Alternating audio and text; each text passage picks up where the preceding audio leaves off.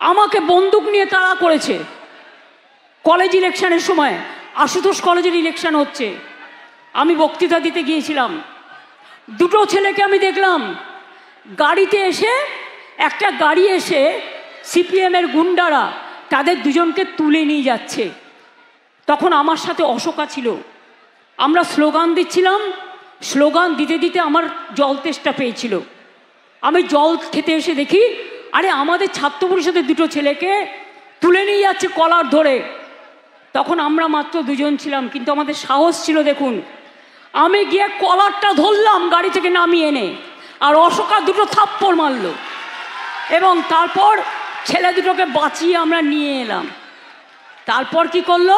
আমাকে বন্দুক নিয়ে তাড়া করলো, আমাকে পাইপ গান নিয়ে তাড়া করলো, আমাকে স্ট্যান্ড গান নিয়ে তাড়া করলো।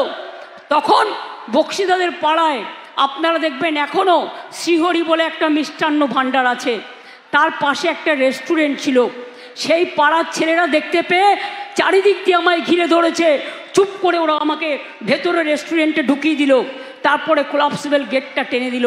ওরা আমাকে খুঁজে পেল না, না তো সেদিনই আমায় মেরে ফেলতো। এরা আবার বড় বড় কথা বলে, এদের মুখে সমালোচনা মানায়।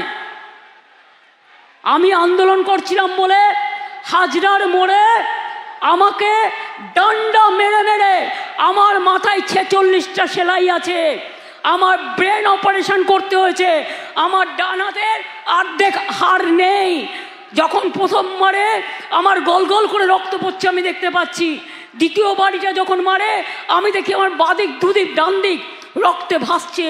তৃতীয়টা যখন মারে আমি জানি না, অটোমেটিক্যালি আমার হাতটা ওপরে পড়ে গিয়েছিল, মাথায় উঠে গিয়েছিল, হয়তো ঈশ্বর আল্লাহ বাঁচিয়ে দিয়েছে। এবং তখন আমার হাতের মোটা হাতটা আলনার মেরে অর্ধেক চ্যাপটা করে দিয়েছিল। কোমরে মেরেছে, গার্ডের নিচে চোখে অ্যাটাক করেছে, গার্ডের নিচে গুলি চালিয়েছে।